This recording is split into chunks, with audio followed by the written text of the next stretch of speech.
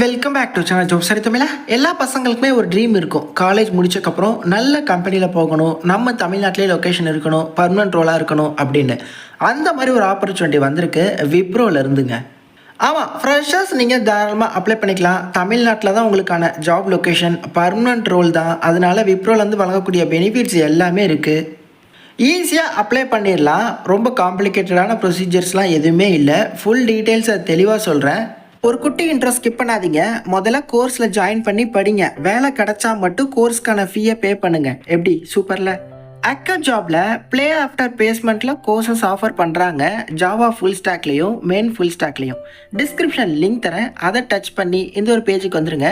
Start learning for free இருக்கும். இதில் உங்களோட பெயர், ஃபோன் நம்பர் கொடுத்து ஜஸ்ட் அப்ளை நவ் கொடுத்து ரிஜிஸ்டர் பண்ணுங்கள்.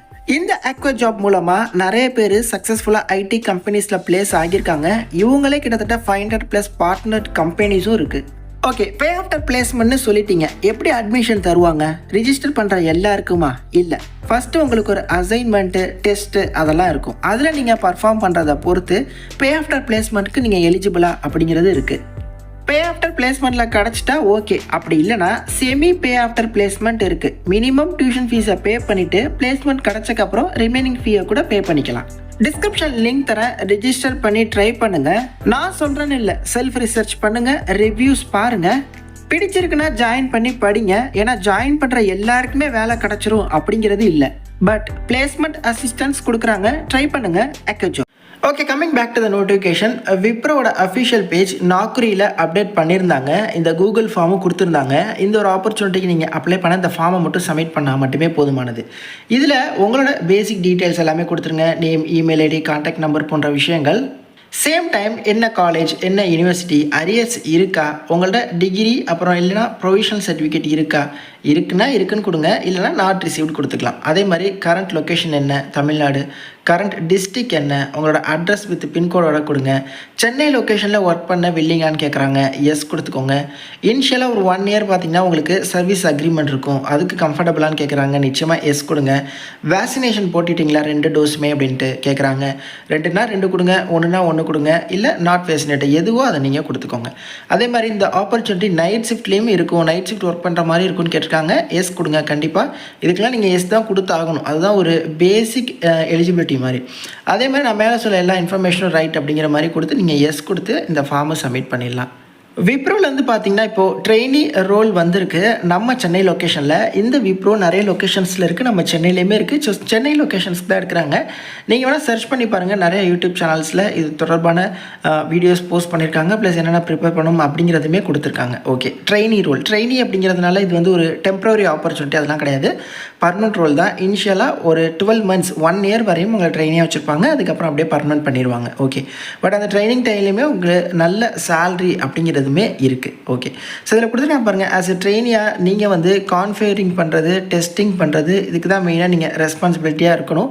அதுதான் உங்களோட மேஜர் ரெஸ்பான்சிபிளாக இருக்கும். ப்ளஸ் அவங்க என்னென்ன டெக்னிக்கல் ஸ்கில்ஸ் உங்கள்கிட்ட எதிர்பார்க்குறாங்க, வேறு என்னென்ன ஸ்கில்ஸ் எதிர்பார்க்குறாங்க அப்படிங்கிறதையுமே சொல்லிடுறேன். ஃபஸ்ட்டு வந்து டெசிக்னேஷன் ட்ரெயினிங் குவாலிஃபிகேஷன் பாருங்கள். பிடெக் இல்லைனா எம்சிஏ முடித்தவங்க அப்ளை பண்ணிக்கலாம். 2025 2024 பாஸ்ட் அவுட்ஸ் மட்டும்தான். 24 25 இந்த 2 ஆண்டுகளில் பாஸ்ட் அவுட் ஆன நபர்கள் மட்டுமே அப்ளை பண்ண முடியும். ஃப்ரெஷர்ஸ் நீங்கள் தாராளமாக எலிஜிபிள். ஓகே, ஸோ கிராஜுவேட்ஸ், அதுவும் 12 மந்த்ஸ் சர்வீஸ் அக்ரிமெண்ட்டில்.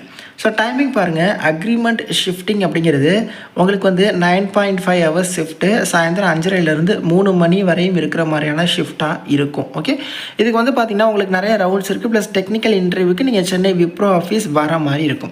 டெக்னிக்கல் ஸ்கில் அப்படி அவங்க என்ன தான் கேட்குறாங்க அப்படின்னா, ஃபஸ்ட்டு வந்து எஸ்எல்டிசி, அதாவது சாஃப்ட்வேர் டெவலப்மெண்ட் லைஃப் சைக்கிள், அப்புறம் எஸ்ஏஎஸ்ஸு, மெயின் ஃப்ரேம் பிரின்சிபல்ஸு, இது தொடர்பான நாலேஜ் தான் கேட்குறாங்க, எக்ஸ்பீரியன்ஸ் கிடையாது. அதுனா என்ன, அதில் என்னென்ன விஷயங்கள் இருக்குது, அதாவது உங்களுக்கு ட்ரைனிங் ப்ரொவைட் பண்ணுறாங்கன்னா அதை நீங்கள் புரிஞ்சுக்கிறதுக்கு கேப்பபிளா அப்படிங்கிற பார்க்குறதுக்காக அது தொடர்பான நாலேஜ். அதே மாதிரி எஸ்கியூஎல் தொடர்பான நாலேஜ் இருக்கணும். சிம்பிள் எஸ்கியூஎல் queries எழுதுகிற அளவுக்கு உங்களுக்கு வந்து நாலேஜ் அப்படிங்கிறது இருக்கணும். ஓகே, இதெல்லாம் மெயினாக அவங்க கேட்குறாங்க. மெயினாக விஷயங்களை மட்டும் நீங்கள் வந்து தியரட்டிக்கலாக ஸ்ட்ராங்காக ஆகிக்கோங்க. ஓகே, ப்ளஸ் சிம்பிளாக ரைட் பண்ணுற அளவுக்கு நீங்கள் ப்ரிப்பேர் ஆகிக்கோங்க. அது மட்டும் இல்லாமல் கம்யூனிகேஷன் அண்ட் எக்ஸலன்ஸ், அதாவது நல்ல இங்கிலீஷ் கம்யூனிகேஷன் அப்படிங்கிறது முக்கியம். Oral wise, written wise, listening wise, write wise எல்லாமே. ஏன்னா இது வந்து ஒரு டாப் எம்என்சி கம்பெனி, இங்கிலீஷ்லாம் தெரியாமல் ஒன்றுமே பண்ண முடியாது. அதுதான் மெயினாக அவங்க கேட்டிருக்காங்க. மித்தபடி பார்த்தீங்கன்னா நல்ல செல்ஃப் மோட்டிவேட்டடாக இருக்கணும், டீம் பிளேயராக இருக்கணும், உங்களுக்கு ஒதுக்கீடு பண்ணிக்கிற அந்த ஒர்க் அசைன்ட்டுக்கு வந்து நீங்கள் நல்லா பொறுப்பாக இருக்கணும். ஸோ இந்த மாதிரியான பொதுவான விஷயங்கள் தான். ஜஸ்ட் இந்த ஃபார்மை மட்டும் சப்மிட் பண்ணிடுங்க. ஹையஸ்ட் குவாலிஃபிகேஷனில் பிஏ இல்லை பிடெக்கா இல்லை எம்சிஏவா இல்லை அது வேறு எதுவும் அப்படின்னா நீங்கள் அதர்ஸ் கொடுத்துக்கலாம். என்னென்ன பிரான்ச்சஸ் அப்படின்னா சிஎஸ்சி, ஐடி, இசிஇ, ட்ரிபிள்இ அப்படிங்கிறத கொடுத்துருக்காங்க. ஸோ இதில் நீங்கள் எதில் ஒன்று நீங்கள் வரீங்கன்னா கொடுங்க, இல்லை நீங்கள் அதர் கொடுத்து கூட வேறு பிபிடெக் பிரான்ச்சஸ் கூட நீங்கள் ட்ரை பண்ணலாம். 2024 2025 பாஸ்வேர்ட்ஸாக கொடுத்துக்கோங்க. காலேஜ் நேமை ஃபுல் காலேஜ் நேம் டைப் பண்ணுங்கள். யூனிவர்சிட்டி என்னவோ அதை நீங்கள் கொடுத்துக்கோங்க. வித் எல்லா ஆப்ஷனுமே நீங்கள் ப்ராப்பராக கொடுத்து ஜஸ்ட் இந்த ஃபார்மை மட்டும் சப்மிட் பண்ணாலே போதுமானது. ஸோ நீங்கள் சப்மிட் பண்ணுற எல்லாருக்குமே அவங்க ரிப்ளை பண்ணிட மாட்டாங்க. அவங்களுக்கு எனஃப் நம்பர் ஆஃப் அப்ளிகன்ஸ் வந்ததுக்கப்புறம் ப்ளஸ் வந்து அவங்களுக்கு சூட்டபிளான ப்ரொஃபைல்ஸ்க்கு மட்டும் தான் இவங்க வந்து கால் பேக் வந்து பண்ணுவாங்க. மேபி மெயில் மூலமாக அவங்களுக்கு வந்து இன்டிமேட் பண்ணுவாங்க. ஓகே, இது வந்து பார்த்திங்கன்னா ஒரு ஃப்ரெஷருக்கான ஆப்பர்ச்சுனிட்டி, பல்க் ஓப்பனிங்ஸ், அதுவும் நம்ம சென்னை லொக்கேஷனில். ஸோ கண்டிப்பாக மிஸ் பண்ணி நம்ம ட்ரை பண்ணுங்கள். நிறைய பேருக்கு வந்து ஷேர் பண்ணுங்கள். எந்த டவுட்ஸ் கமெண்ட்ஸ் கனெக்ட் பண்ணுங்கள். தேங்க்ஸ் ஃபார் வாட்சிங். Take care. பை. டாட்டா.